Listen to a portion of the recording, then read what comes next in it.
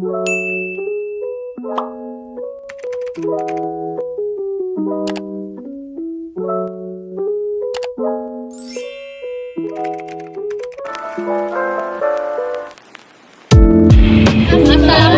warahmatullahi wabarakatuh. Kami dari kelompok 3 kelas LK 1 akan membahas materi mengenai 1. Keluasan mengidentifikasi permasalahan pendidikan. 2. Keluasan mengidentifikasi inovasi pendidikan yang sudah ada. 3. Mengembangkan gagasan pendidikan. 3. Mengembangkan gagasan inovasi pendidikan.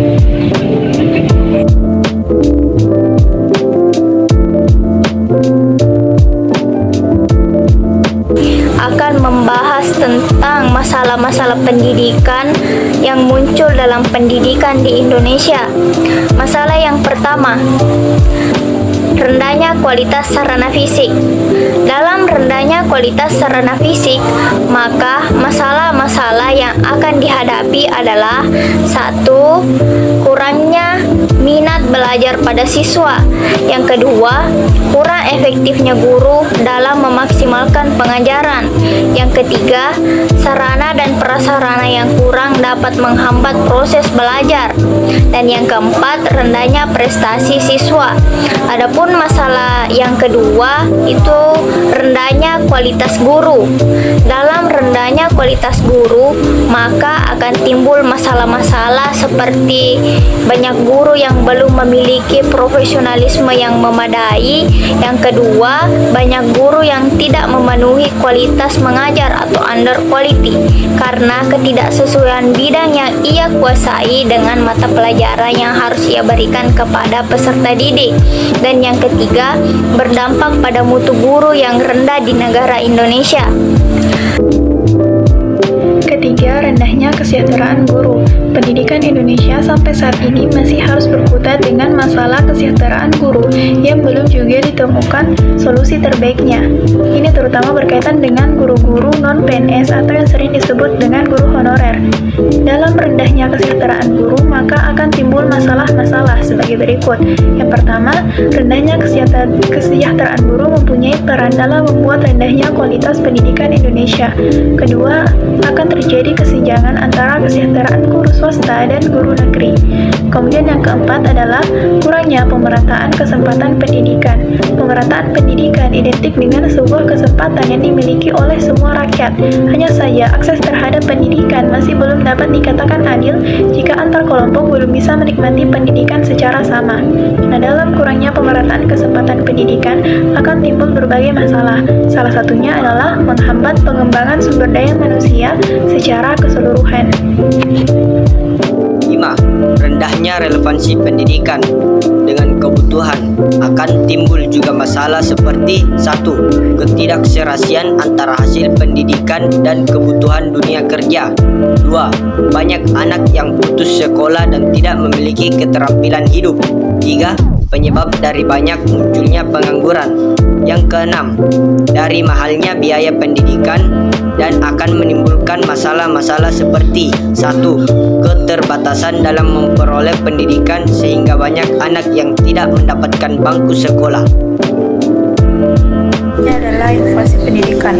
Inovasi pendidikan adalah inovasi dalam bidang pendidikan atau inovasi untuk memecahkan masalah pendidikan. Jadi, inovasi pendidikan ialah suatu ide barang, metode yang dirasakan atau diamati sebagai hal yang baru bagi seseorang atau sekelompok orang, baik berupa hasil invensi atau discovery yang telah digunakan untuk mencapai tujuan pendidikan atau untuk memecahkan masalah pendidikan. Berikut ini contoh-contoh inovasi pendidikan dalam setiap komponen pendidikan sesuai dengan yang dikemukakan oleh B. Miles dengan perubahan isi disesuaikan dengan perkembangan pendidikan saat ini. 1. Pembinaan personalia. Inovasi yang sesuai dengan komponen personal salah satunya yaitu peningkatan mutu guru. Kedua, banyaknya personal dan wilayah kerja. Inovasi pendidikan yang relevan dengan aspek ini misalnya berapa rasio guru dan siswa pada satu sekolah.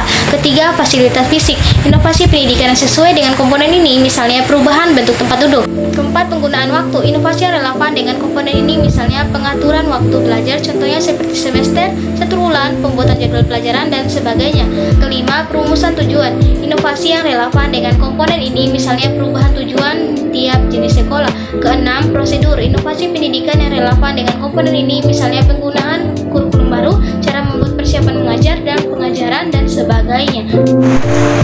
Yang ketujuh, peran yang diperlukan.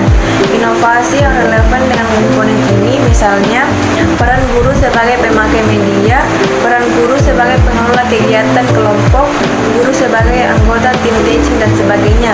Yang kedelapan, wawasan dan perasaan.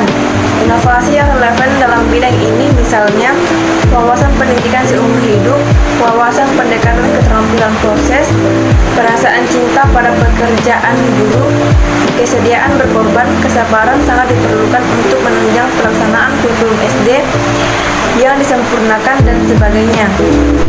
Yang kesembilan, bentuk hubungan antar bagian.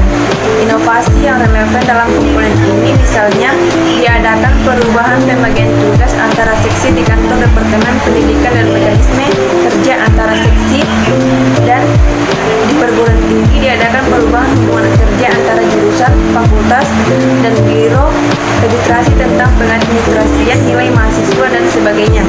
Yang ke-10, hubungan dengan sistem yang lain.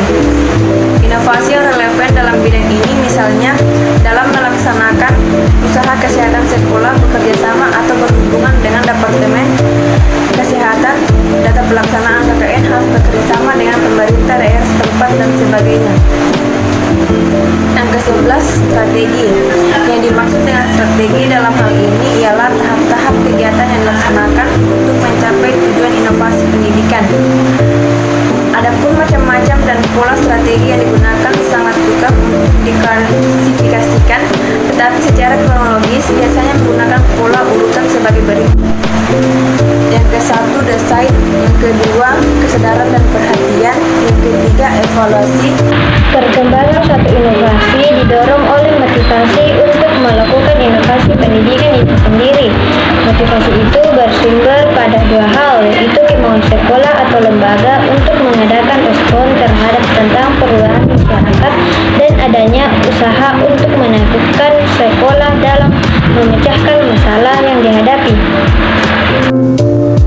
Perkembangan inovasi dalam pendidikan di Indonesia diantaranya adalah sebagai berikut. Yang pertama, pemerataan kesempatan belajar untuk menanggulangi jumlah usia sekolah yang cukup banyak di Indonesia. Yang kedua, kualitas pendidikan untuk menanggulangi kurangnya jumlah guru dengan diiringi merosotnya mutu pendidikan. Pemerintah dalam hal ini meningkatkan mutu pendidikan, misalnya penataran guru melalui radio dan modul. Yaitu yang ketiga, penggunaan multimedia dalam pembelajaran.